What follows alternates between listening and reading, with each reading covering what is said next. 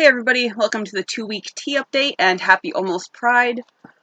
Just before we dive in, I just want to give you all a heads up. We're going to be talking about hormones, both naturally occurring and store-bought, menstrual cycles, birth control, anatomy, just that kind of stuff, just real quick.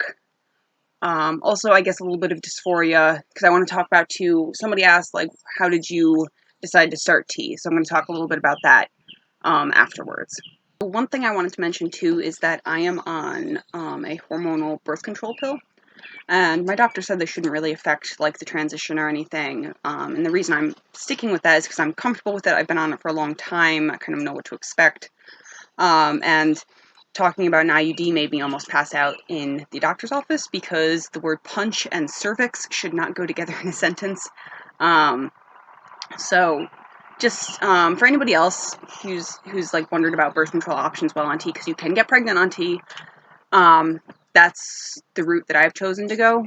And also it'll make it really easy to know if I've like stopped menstruating, because I know exactly what day I should start. So those are just some tidbits about me and other facets of this transition. So I've noticed I'm breaking out more, but it's also suddenly super hot where I am, and it is close to that time of the month, so just naturally occurring hormone fluctuations. So I'm not sure if that's like actually because of the tea or not. Also, I am bloated as fuck. Again, that could be because I've read that tea makes you retain water.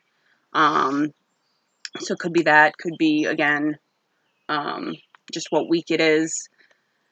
Let's see, what else? My voice has been kind of, like, raspy. At times it feels, like, itchy, like my throat feels itchy, but could be allergies. So a lot of this is just, like, it could be this, or it could be that. So I'm hoping by, like, 1 month in, so in 2 weeks, I'll have more concrete, like, yes, this is actually because of the tea. One change I have noticed, though, that I cannot attribute to anything else, is a little teeny tiny bit of bottom growth. So nothing major. I'm not super stoked about this change, especially going forward, but basically we've gone from a popcorn kernel to a green pea. So yeah, I spent a lot of time thinking about what foods I could compare it to.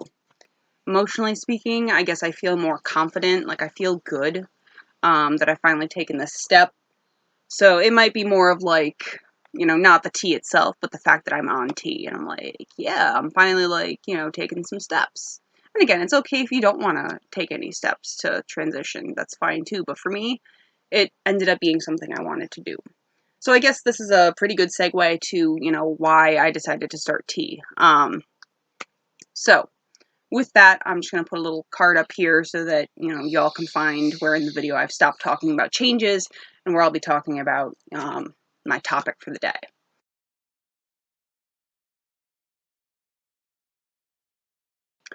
So I've been kind of waffling about whether I wanted to actually start HRT for almost a year now. I think I started looking into it seriously around the end of last July, and I only know that because I had to go to a conference right after whatever. So yeah, it's getting close to a year, and it was kind of like, the main question I asked myself was like, how bad do I want these changes? And the answer was usually like, yeah, I really want them. But then it was like, well, what about the other stuff that comes with it? I'm terrified of losing my hair. Not stoked about like a lot of body hair, And it's kind of, people say, it's kind of genetic. So you could look at family members. My dad is 76 and still has a full head of hair, and he's not like super furry. But my grandfather was losing his hair at 20. And we called him a Yeti. So, it's kind of like a mixed bag. It's just a roll of the dice about what might happen. If I ended up looking like my brother, like, I'd be okay. He's still got a lot of hair, and I haven't noticed that he's furry. I don't usually look at his body hair. It was a lot of back and forth just researching what will happen when. Because my plan has always been kind of go on it for a period until I get, facial hair and the deeper voice, which are permanent changes, and then go off of it. And part of that is, wanting to have kids in the future and so on. And also, I don't really like administering it very much, but it's just one of those necessary evils, I guess. So, all that said, um, so it was like this long process of, do I want to, do I not? And I was kind of inching toward like, yes, I think I want to. I think I really want to. So there's been all this lead up of, just deciding whether tea was something that I wanted to pursue at some point. Um, Whatever point in the future that might be, just, was it actually an option for me? And so the actual impetus for me to, make the appointment and basically actually start like this part of the journey was, as I mentioned in my last video, I had a conversation with a person and they're like, well, how are you a guy? And I was like, because I am. It was just kind of like, wow, something just clicked and I was like, you know what, now's the time. I want to do it now. And the way that I am, whether it's a piercing or a tattoo or whatever, it's like when I decide I want it, I want it. I'm an instant gratification kind of person. So it got to the point where I actually felt dysphoric not being on it, even though it was like maybe a 2-week period before I actually got on it. Um, so, part of it was, I think most of it was I just wanted the confidence, being more like assured in my appearance, not my identity, because that's cool no matter what, I look like. But just wanting the more masculine appearance to like supplement, I guess, how I feel about myself. Um, and again, I want to be very clear. You you are valid no matter what, whether, oh, my flowers, sorry, whether you transition or not. Um, However, whatever your appearance is, whatever your presentation is, it doesn't have to match your identity, whatever that means. Um, just for me, like exploring this whole process, and also going back to like when I was a kid, I've always wanted a beard. I've always, wanted to have that deep voice. And so I finally got to the point, at least in like the mental, emotional part of this journey, where I was like, I am ready to do this. And so again, your mileage may vary. It's a very personal choice. I'm just saying that this is how it happened for me. And then I think another part of it that made me like finally feel comfortable enough to start was that I'm on a weekly dose. So I can evaluate my changes on a week by week basis. And if something is happening too fast or I don't like what's happening, I don't have to take my next dose.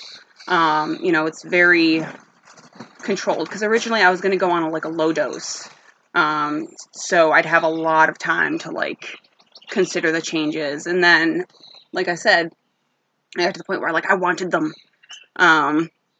So yeah, but if I don't like it, I can always stop. It's like fully within my control. And I think that was the thing that made me feel like safe enough to explore this. There will be permanent changes, but it's not like it's going to happen overnight. And it sucks, but at the same time, there's comfort in that. So I'm not sure if this was like the best answer, and I wanted to also state very clearly that you should never transition because of the way others are perceiving you. Don't do what I did. Don't let somebody make you think, well, I have to do this in order to be gendered properly. Um, it should be totally your decision. And it was my decision, but it was kind of like that final straw was that conversation with that guy. So, I guess that's what I got for you. So, I hope it helps. You can always ask more questions about anything I said in particular, or if you just want more details or something. Yeah, it's kind of weird that I don't have a specific reason that I started other than wanting the changes, and I guess that is a reason. I should just stop talking.